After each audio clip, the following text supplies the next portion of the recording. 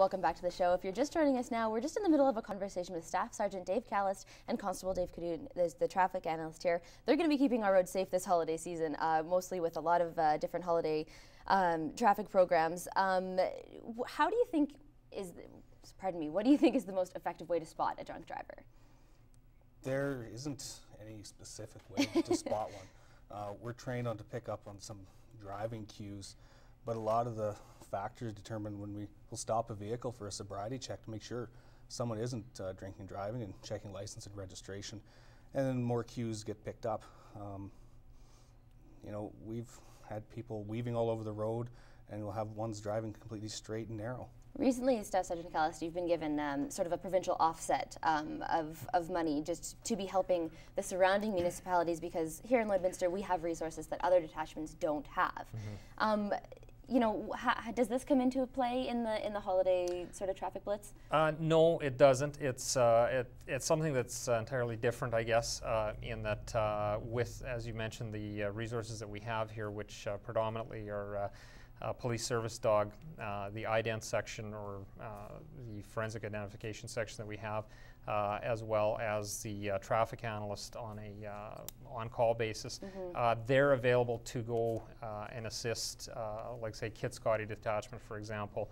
If the provincial services from St. Paul aren't available, then we can make our resources available on a limited basis, and the money that the province provides it really offsets the cost that the city would bear for the wages of those members going out and doing that assistance. So we don't see it in the traffic area so much.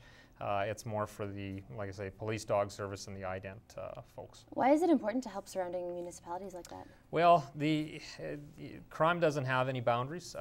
The bad guys that are out in the rural area, there are bad guys as well.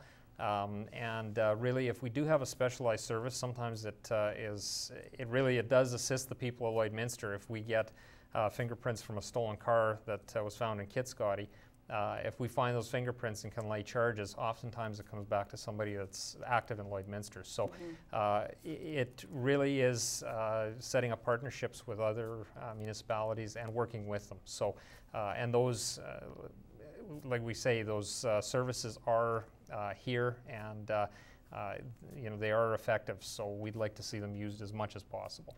Just touching on another sort of new development in the Lloydminster RCMP detachment, you guys are in the midst of moving the detachment to 50th Street. Is that correct, beside City Hall? How do you think that is going to help just, you know, the flow of your detachment? Well, the new building that the city is going to be building is certainly going to be a very good facility for us to work from.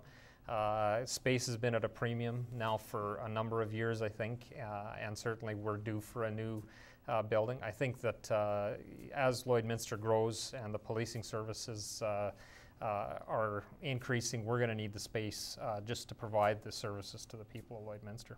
Do you think that's going to help you just on the street too, just being in more of the center of the action?